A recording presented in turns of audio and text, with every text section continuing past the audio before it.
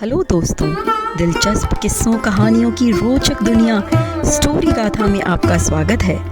दोस्तों, अक्सर हम ऐसी राजकुमारियों की कहानियाँ सुनते पढ़ते रहते हैं जिनकी सुंदरता के किस्से दुनिया भर में मशहूर होते हैं।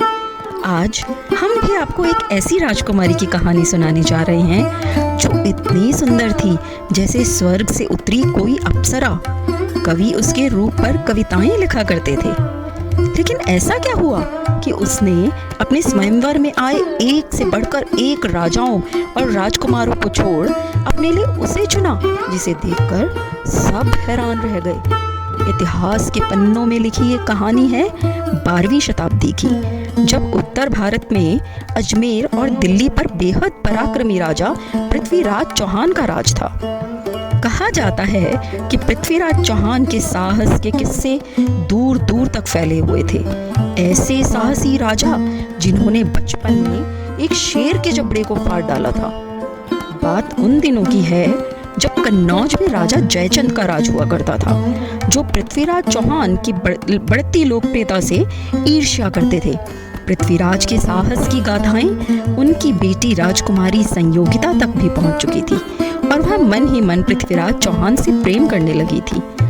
कहा जाता है कि पृथ्वीराज चौहान इतने कुशल तीरंदाज थे कि वे शब्द भेदी बाण चलाना जानते थे, यानी वो बिना देखे केवल आवाज सुनकर सटीक निशाना लगा लेते थे। उधर एक चित्रकार के हाथों बनाए राजकुमारी संयोगिता के चित्र को देखकर पृथ्वीराज चौहान भी उनकी सुंदरता पर मोहित हो गए। मगर राजा जयचंद थे इस सब से अनजान। जयचंद चाहते थे कि दिल्ली समेत सभी राज्य उनका वर्चस्व स्वीकार कर लें। इसी इरादे से जयचंद ने राजसूय यज्ञ कराने का फैसला किया और सभी राजाओं का संदेश भेजा कि वे उनका वर्चस्व स्वीकार कर लें। लेकिन पृथ्वीराज चौहान ने ऐसा करने से साफ इनकार कर दिया। ऐसा दुस्साहस!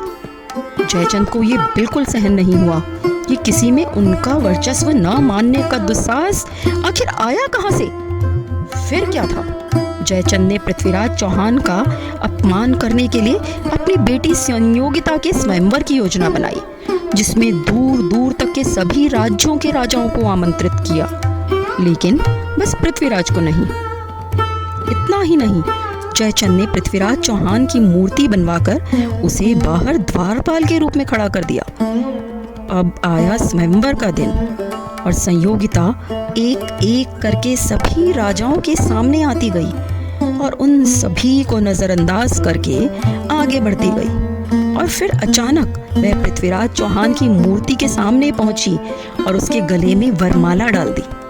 यह देख जयचंद गुस्से से आग बबूला हो गया और उसने अपनी तलवार निकाल ली।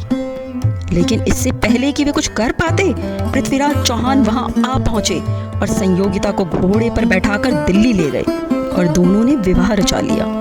और इस तरह इन दोनों की अनोखी प्रेम कहानी इतिहास के पन्नों में हमेशा के लिए दर्ज हो गई। तो दोस्तों, कैसी लगी आपको ये कहानी? क्या आपने भी सुनी है कोई ऐसी कहानी? तो हमें जल्दी से बताइए कमेंट सेक्शन में। ऐसी ही और दिलचस्प कहानियाँ, किस्से और गाथाएं सुनते रहिए स्टोरी गाथा पर। और हाँ, पसंद आए तो लाइक, सब्सक्राइब और शेयर ज़रूर करें।